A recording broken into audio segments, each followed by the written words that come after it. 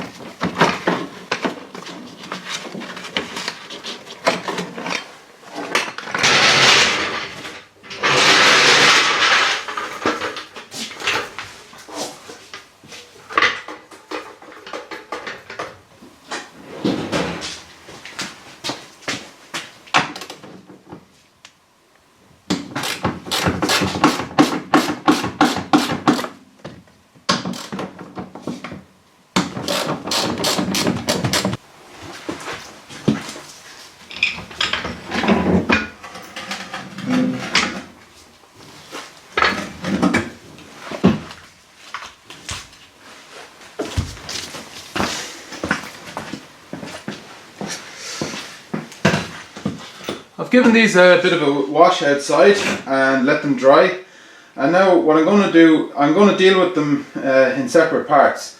So first I'm going to remove the backing plate with the brake shoes in it, and I'll deal with that later.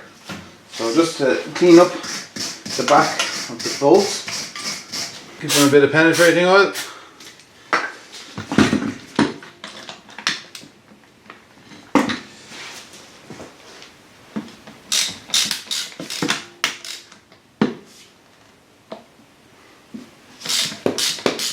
Looks like they're coming peacefully anyway.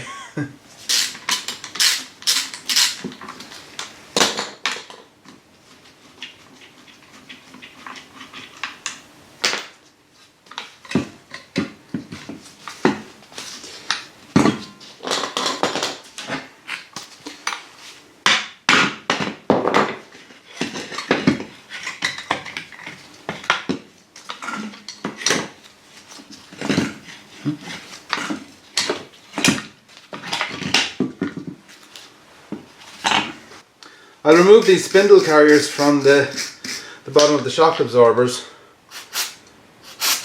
I'm going to put them in the evaporust overnight.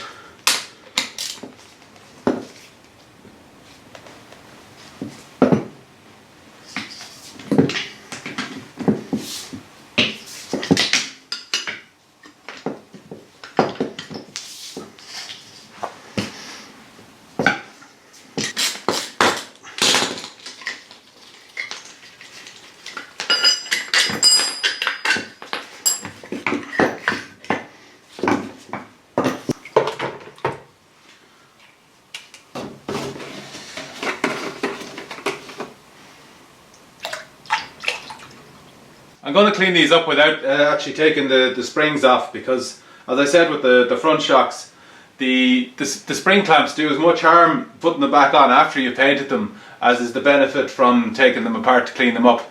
And as these are a completely replaceable part anyway, they will be changed again within the lifetime of the car.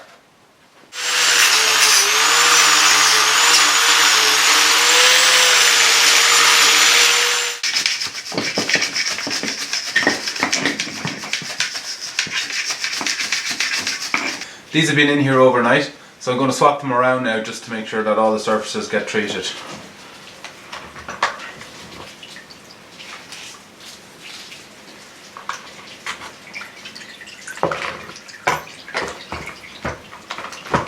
I think I've been putting off having a go of spraying with the compressor for too long now. So I have some zinc primer for the underbody of Chewy. And I also need to use some of the similar paint on these shocks.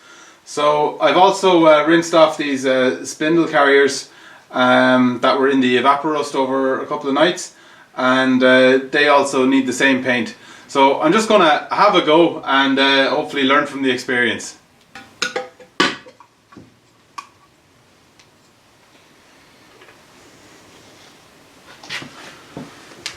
Just going to mix up a little bit of this to get started. We'll do about 200 ml.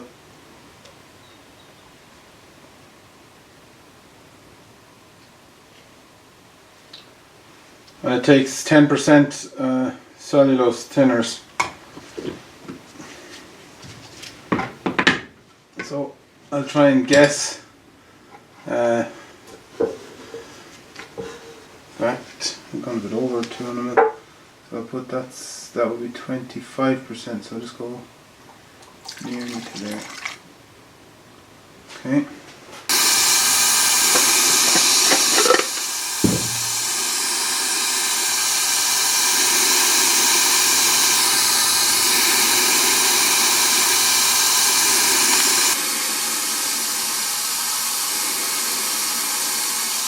I'll tell you more about all this when I actually do get an idea what I'm doing.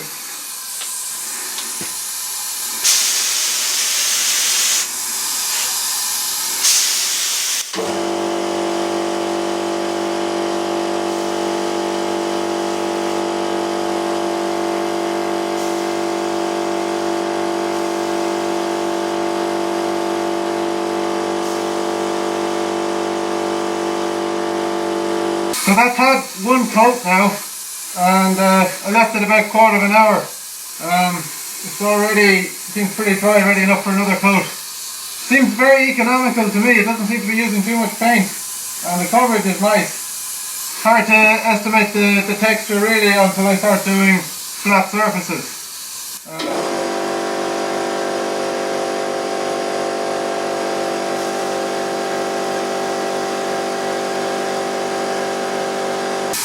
I'm very happy with the coverage on these, but I don't have a top coat to spray with the compressor, so I'll just use this aerosol gloss black.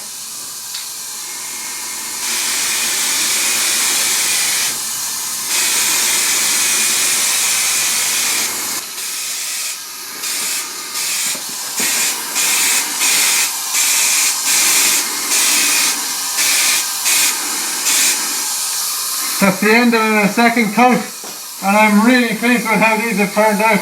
Can't wait to fit them to the car.